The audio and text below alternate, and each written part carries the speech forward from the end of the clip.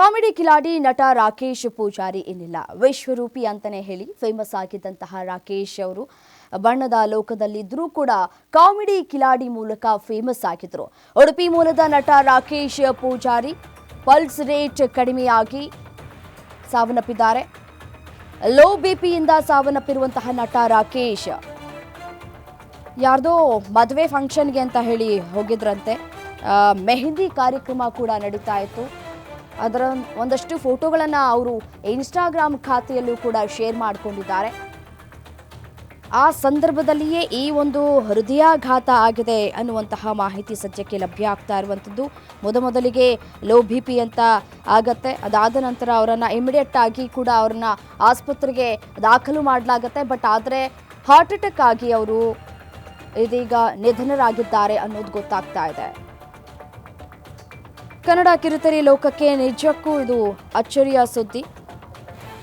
ಇನ್ನು ಇದೇ ವಿಚಾರಕ್ಕೆ ಸಂಬಂಧಪಟ್ಟಂತೆ ನನ್ನ ಜೊತೆ ಮಾತನಾಡಲಿಕ್ಕೆ ಶಿವರಾಜ್ KR ಪೇಟೆ ಅವರು ದೂರವಾಣಿ ಸಂಪರ್ಕದಲ್ಲಿದ್ದಾರೆ. ಸರ್ ನಮಸ್ತೆ.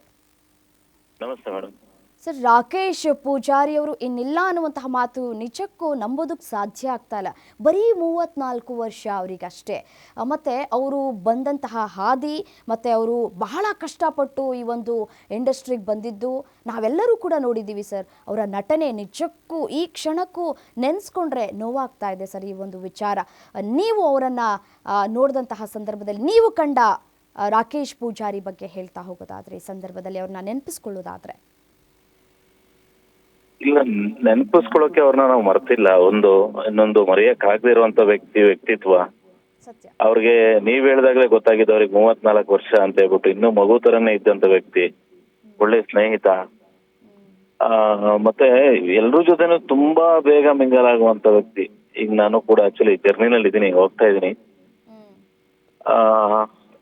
ಗೊತ್ತಿಲ್ಲ, ಅದೇ ಅರ್ಗಿಸ್ಕೊಳಕ್ ಆಗ್ತಿಲ್ಲ ನಮಗೂ. ಮಧ್ಯರಾತ್ರಿ 3 ಕಾಲಲ್ಲಿ ಫೋನ್ ಬಂದಾಗ್ಲೇ ನಾನು ಯಾರಿಗ್ ಫೋನ್ ಮಾಡ್ಬೇಕು, ಯಾರಿಗೆ ಹೇಳ್ಬೇಕು, ಏನ್ ಹೇಳ್ಬೇಕು ಏನು ಗೊತ್ತಾಗ್ತಾ ಇಲ್ಲ ನನಗೆ. ಒಂದಷ್ಟೊತ್ತು ಸುಮ್ಮನೆ ಕೂತ್ಬಿಟ್ಟಿದ್ದೆ ನನ್ ಪಡೆಗೆ ನಾನು. ಆಮೇಲೆ ಹೊರಡ್ಬೇಕಲ್ಲ ಅಂತ ಹೇಳ್ಬಿಟ್ಟು ಹೊರಟಿದ್ದಾಯ್ತು. ತುಂಬಾ ಬೇಜಾರಾಗತ್ತೆ. ಇನ್ನೊಂದು ಬಹಳ ಚಿಕ್ಕ ವಯಸ್ಸು, ಇನ್ನು ತುಂಬಾ ಸಾಧನೆ ಮಾಡೋದಿತ್ತು. ಒಬ್ಬ ಒಳ್ಳೆ ಕಲಾವಿದ, ಒಬ್ಬ ಒಳ್ಳೆ ಸ್ನೇಹಿತ, ತಮ್ಮ. ಆ ದುಃಖನ ಬರ್ಸುವಂತ ಶಕ್ತಿನ ಅವ್ರ ಮನವರಿಗೆ ಕೊಡ್ಲಿ ಅಂತ ಹೇಳ್ಬಿಟ್ಟು ಕೇಳ್ಕೊಂತೀನಿ. ನಾನು ರಾಕೇಶ್ ಕೂಡ ಇಬ್ರು ಒಟ್ಟಿಗೆನೆ ಕಾಮಿಡಿ ಕಿಲಾರಿಗಳು ಚಾಂಪಿಯನ್ಶಿಪ್ ಎಲ್ಲ ಆಕ್ಟ್ ಮಾಡಿದ್ವಿ. ನಾನು ವಿಜಯ್ ಪ್ರಕಾಶ್ ಸರ್ ತರ, ಅವರು ನಮ್ಮ ಅರ್ಜುನ್ ಜನ್ಯ ಸರ್ ತರ ಎಲ್ಲ ಇಮಿಟೇಟ್ ಮಾಡಿದಾಗಿರ್ಬೋದು. ಈಗ್ಲೂ ಕಣ್ಮುಂದೆ ಇದೆ ಅದೆಲ್ಲ. ಏನು ಮಾತಾಡಕ್ ಆಗ್ತಾ ಇಲ್ಲ, ಅಷ್ಟು ನೋವಾಗ್ತಾ ಇದೆ ನಮಗೂ. ಸದ್ಯಕ್ಕೆ ಮಾಹಿತಿ ಬರ್ತಾ ಇರುವಂತಹ ಪ್ರಕಾರ ಸರ್, ಅವರು ಯಾವುದೋ ಒಂದು ಫಂಕ್ಷನ್ ಅಲ್ಲಿ ಇದ್ರಂತೆ, ಮೆಹಂದಿ ಫಂಕ್ಷನ್ ಅಲ್ಲಿ. ಆ ಸಂದರ್ಭದಲ್ಲಿ ಹೃದಯಾಘಾತ ಆಯಿತು ಅನ್ನುವಂತಹ ಲೇಟೆಸ್ಟ್ ಮಾಹಿತಿ ಸದ್ಯಕ್ಕೆ ಸಿಗ್ತಾ ಇರುವಂತದ್ದು.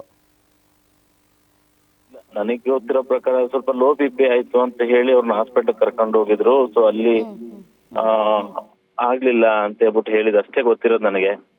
ಸೊ ನಾನು ಅಷ್ಟೇ ಈಗ ಅಲ್ಲಿಗೆ ಹೋದ್ಮೇಲೆ ನಾನು ಏನಾಗಿತ್ತು ಅನ್ನೋದನ್ನ ನಾನು ತಿಳ್ಕೊಳಕ್ ಸಾಧ್ಯ. ಯಾಕಂದ್ರೆ ಸುಮ್ನೆ ನಾವು ಏನೇನೋ ಮಾತಾಡಿ, ಸೊ ಅವ್ರ ಮನೆಯವ್ರು ಇವಾಗ ಆಲ್ರೆಡಿ ನೊಂದಿರ್ತಾರೆ.